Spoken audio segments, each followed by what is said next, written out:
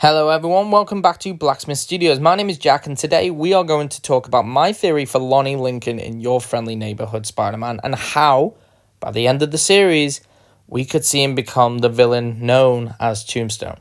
Now, in the comics, Lonnie is an albino African-American who is bullied at school, leading him to being exposed to an experimental gas which gives him superpowers. Now, a lot of people know him from the Spider-Man games, and so far, the 2 episodes have been released for Your Friendly Neighborhood Spider-Man. And we've been introduced to Lonnie, who seems like a really sweet, intelligent, and talented young man. Lonnie is even a romantic rival for Peter Parker, but has become friends with him. So far, his story has been really sweet, but there are moments in the first 2 episodes that scream out a tragic story for Lonnie in the future of the series.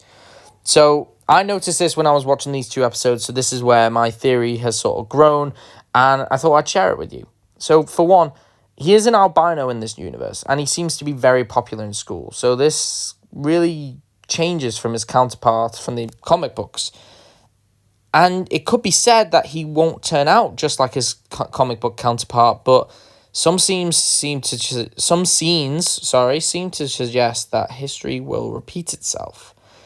Firstly, we see Lonnie walking home after school, and we see people behave oddly.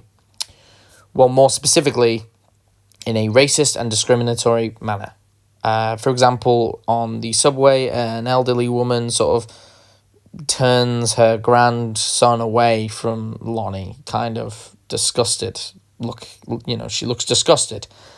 It seems that Lonnie, being an African-American, has suffered from some racism through his life and still continues to do so. I believe that where he's living clearly is a bad neighborhood and he might be suffering there. He is, of course, comfortable in school, which is great, but outside he still suffers from some discrimination. It's sad, really, but unfortunately this is what happens in real life as well. A lot of the time we seem to believe that people are better now and we've grown to avoid racism, but no, there are still those out there who will treat people just like Lonnie, just like this. But this is a comic book show, so I think that this discrimination will get to Lonnie and we will see him become more vulnerable throughout. If I had to guess, an event will occur in the show involving Spider-Man, and this causes Lonnie to be exposed to the experimental gas, possibly by Doc Ock, maybe. And this makes Lonnie into the albino superpowered villain that we all know. And of course, with Spider-Man being involved, that could be where the hatred for Spider-Man comes in.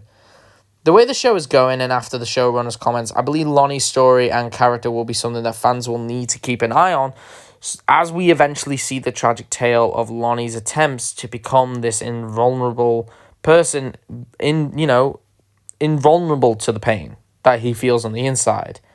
But as it manifests on the outside and corrupts the very person that he is, I mean, in a way, if his skin has turned white from becoming albino, then this kind of strips more of his identity away.